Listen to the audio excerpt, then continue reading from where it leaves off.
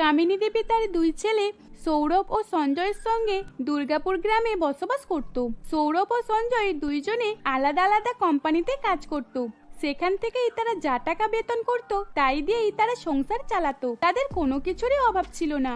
কামিনী দেবীকে সংসারের সমস্ত কাজ একাকেই করতে হতো। তাই জন্য কামিনী দেবী তার দুই ছেলের বিয়ে দিয়ে দেওয়ার জন্য ঘটক মশাইয়ের সঙ্গে কথা বলে।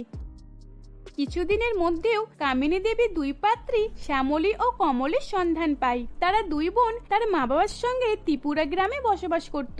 শ্যামলীকে দেখতে খুবই সুন্দর ও ফর্সা ছিল, অন্যদিকে তারই নিজের বোন কমলীকে দেখতে ভীষণ কালো ছিল। কামিনী দেবী শ্যামলী ও কমলের সঙ্গে সৌরভ ও সঞ্জয়ের বিয়ে দিয়ে দেয়। বিয়ের পর তারা দুই বোনে শ্বশুর বাড়িতে আসে। নতুন বউকে দেখার জন্য বেশ কয়েকজন প্রতিবেশী আসে এবং তাদের দুই বোনকে দেখে কামিনী দেবীর দুই প্রতিবেশী মালা এবং বুলটি দেবী বলে, কিরে তুই এইরকম কালো আর ফর্সা বউ নিয়ে এসেছিস? তোর বড় বৌমাকে তো দেখতে বেশ সুন্দর আর কত ফর্সা, তোর ছোট বৌমাটা এত কালো, তুই এইরকম কালো মেয়েকে কি করে তোর বাড়ির বৌমা করে আনলি? হ্যাঁ, আমিও তো সেটাই বোঝার চেষ্টা করছি। শ্যামলীর মতো সুন্দর বউ পেয়ে সৌরভের ভাগ্যই বদলে গেল, কিন্তু বেচারার সঞ্জয়ের ভাগ্যে এইরকম কালো বউ জুটলো। বেচারার তো ভাগ্যটাই খারাপ হয়ে গেল। দুইজনে এক মায়ের পেটের বোন হয়েও এত পার্থক্য। ব্যাস, অনেক হয়েছে, তোমাদের নাটক এবার বন্ধ করো। এইসব কথাবার্তা আর এইখানে বলতে হবে না। আমার তো মনে হচ্ছে তোমরা দুইজনের সংসার বসার আগেই আমার ছেলেগুলোর মাথা খেয়ে নেবে। নতুন বউকে দেখা হয়ে গেছে তো, এবার তোমরা নিজেদের বাড়ি যেতে পারো। হ্যাঁ হ্যাঁ, যাচ্ছি। এখানে আমরা কি থাকার জন্য এসেছি? অঞ্জলি দিদি চলো, এখানে আর থেকে লাভ নেই। এই বলেই তারা সেখান থেকে চলে যায়। সৌরভ, সঞ্জয়, তোরা নিজেদের বউদের নিজেদের রুমে নিয়ে যা। ওরা অনেকটা ক্লান্ত হয়ে গেছে, ওদের একটু আরামের প্রয়োজন। মায়ের কথা মতো সৌরভ খুশি মনে তার বউ শ্যামলীকে রুমে নিয়ে চলে যায়। এদিকে সঞ্জয় তার বউ কমলীকে দরজার কাছে রেখে সে নিজে একা রুমে চলে যায়। এই সব দেখেই কমলী তার শাশুড়ি মাকে বলে, মা, সঞ্জয় আমাকে এখানে একা রেখে রুমে কেন চলে গেল? বড়দা তো শ্যামলীকে নিয়ে হাসতে হাসতে গেল, কিন্তু সঞ্জয়ের মুখে একটুও হাসি দেখতে পেলাম না।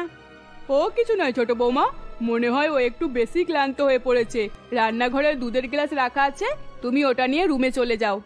শাশুড়ি মায়ের কথা মতো কমলী রান্নাঘর থেকে দুধের গ্লাস নিয়ে রুমে চলে যায়। এই নাও সঞ্জয়, তোমার জন্য দুধ নিয়ে এসেছি, এটা খেয়ে নাও। না, চাই না, আমি খাবো না দুধ। আমার একটা কথা ভালো করে শুনে রাখো, আমার উপরে অধিকার দেওয়ার চেষ্টা করবে না, সব সময় আমার কাছ থেকে দূরে থাকবে। এই বলে সঞ্জয় কমলীর হাত থেকে দুধের গ্লাসটা কেড়ে মেঝেতে ফেলে দেয়। তারপরেও সঞ্জয় কমলীকে অনেক উল্টোপাল্টা কথা শোনাতে থাকে। সঞ্জয়ের কথা শুনে কমলী কান্নাকাটি করতে থাকে।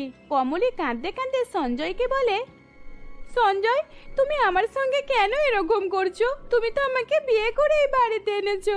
আমি কি এমন ভুল করেছি যে তুমি আমার সঙ্গে এইরকম ব্যবহার করছো? তুমি কি আমার কথা বুঝতে পারছো না? তুমি আমার লেভেলের নাও। আমি তো ভেবেছিলাম ফর্সা সুন্দর একটা বউ পাবো, কিন্তু কে জানে তোমার মতন এরকম কালো বউ পাবো। চলে যাও আমার সামনে থেকে। এই বলে সঞ্জয় কমলীকে রাগের সাথে ঠেলে ফেলে দেয়। তখন কমলী মেঝেতে পড়ে যায় আর তার পাটা কাঁচের গ্লাসের টুকরোতে লেগে কেটে যায়। বাবারে, মা গো, আমার পা। এইরকম ভাবে সঞ্জয় রাগ দেখে কমলীকে একা ছেড়ে ঘুমিয়ে পড়ে। অন্যদিকে সৌরভ তার বউ শ্যামলীকে আয়নার সামনে দাঁড় করিয়ে হীরের একটা হার পরিয়ে দিয়ে বলে, এই হারটা আমার সুন্দর বইয়ের জন্য। বলো কেমন হারটা, তোমার পছন্দ তো? ওয়াও, হীরের হার, খুব সুন্দর এটা। আমার কতদিনের ইচ্ছে আমি হীরের হার পরবো। সৌরভ, আজ তুমি আমার স্বপ্ন পূরণ করে দিলে। আমি তোমার সব ইচ্ছা পূরণ করব। সুন্দরী বউ বলে কথা। হ্যাঁ, আমি তোমাকে অনেক ভালোবাসি। দেখো এই হীরের হারটা তোমার উপরে কত সুন্দর মানাচ্ছে, তাই না? এইরকম ভাবেই সৌরভ শ্যামলীকে ভালোবাসতে থাকে। অন্যদিকে গায়ের রং কালো হবার কারণে কমলীকে অনেক অপমান অত্যাচার সহ্য করতে হতো। কমলী মেঝেতে বসে বসে সারা রাত কাঁদতে থাকে। অন্যদিকে সৌরভ শ্যামলীকে নিয়ে খুশি মনে ঘুমিয়ে পড়ে।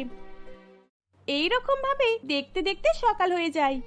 সকালবেলা উঠে কমলী নতুন বউয়ের কাজ সে খুব ভালোভাবে গুছিয়ে নেয়। মা, বাবা, এই নিন চা, খেয়ে নিন। বৌমা, তোমার পায়ে চোট লাগলো কি করে? না না মা, ও কিছু হয়নি, সামান্য একটুখানি কেটে গেছে। এই বলে কমলি সেখান থেকে চলে যায়। রান্নাঘরে গিয়ে কমলি আবার সকলের জন্য খাবার বানাতে থাকে। খাবার বানানো হয়ে যাবার পর টেবিলে সকলকে খাবার বেড়ে দেয়। কমলির হাতের খাবার খেয়ে সকলে খুব প্রশংসা করে। বাহ, খাবারটা তো খুবই সুন্দর আর সুস্বাদু হয়েছে। সত্যি খেতে খুবই ভালো লাগলো। হ্যাঁ বৌমা, তোমার হাতে তো জাদু রয়েছে, খাবারগুলো খুব সুস্বাদু হয়েছে। কমলের নামে প্রশংসা শুনে সঞ্জয় রাগেতে কমলের দিকে তাকিয়ে খাবার না খেয়ে অফিসে চলে যায়। এইরকম ভাবে এই দিন অতিবাহিত হতে থাকতো। সৌরভ শ্যামলীর জন্য সবসময় কিছু না কিছু গিফট কিনে নিয়ে আসতো। এমনই একদিন শ্যামলী কমলিকে বলে, কমলি দেখো তো আমার কানের গুলো কেমন লাগছে। সৌরভ খুব ভালোবেসে আমার জন্য এই কানের গুলো কিনে এনেছে। হ্যাঁ, খুব সুন্দর লাগছে। তোর ভাগ্য খুব ভালো রে যে তুই এইরকম একটা স্বামী পেয়েছিস। কেন, তোর জন্য কি তোর স্বামী কিছুই কিনে আনে না? কিন্তু কি বলতো, সব স্বামীরাই চায় তার বউ সবার থেকে সুন্দর হোক, তাই আর কি। এই বলে শ্যামলী কমলিকে তার রূপের অহংকার দেখিয়ে সেখান থেকে চলে যাচ্ছিল। ঠিক তখনই তার শাশুড়ি মা তার সামনে চলে আসে। বৌমা, তুমি এই কিরকম কথা বলছো ছোট বৌমাকে? তোমাকে দেখতে সুন্দর বলে, তোমার গায়ের রং ফর্সা বলে তুমি ছোট বৌমাকে এইরকম ভাবে অপমান করতে পারো না। দেখো, ওপরওয়ালা সবাইকে এক বানায় না। ছোট বৌমা কালোটা কি হয়েছে, ওর মন খুব ভালো। না না মা, আমি আবার কখনো সব কথা বললাম? আমি তো এমনিই মজা করছিলাম। এই বলে শ্যামলী তাড়াতাড়ি সেখান থেকে চলে যায়। তারপর কামিনী দেবী কমলিকে বলে, ছোট বৌমা, তোমার আর সঞ্জয়ের মধ্যে সবকিছু ঠিক আছে তো? মা, আপনার কাছে আর কি লোকাবো? আমার গায়ের রং কালো বলে আপনার ছেলে বিয়ের প্রথম রাতেই আমাকে অস্বীকার করে দিয়েছে। আমার ভাগ্যটাতে হয়তো স্বামীর ভালোবাসা লেখাই ছিল না। এইসব বলে কমলি খুব কান্নাকাটি করতে থাকে। কমলির কথাবার্তা তার শাশুড়ি মা কামিনী দেবী সবকিছু ভালোভাবে বুঝতে পারে। তার কষ্টটা সে খুব ভালো করে বুঝতে পারছিল।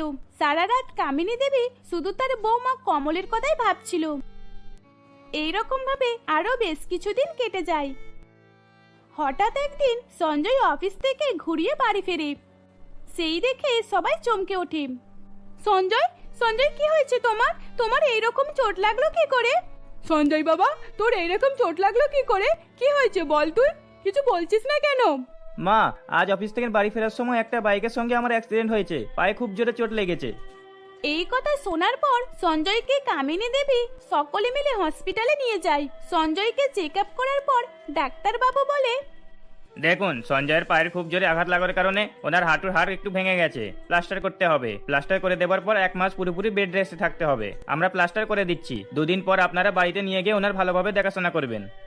এই বলে ডাক্তারবাবু সঞ্জয়ের পা প্লাস্টার করে দেয়। 2 দিন পর সঞ্জয়কে নিয়ে সকলেই বাড়ি ফিরে আসি।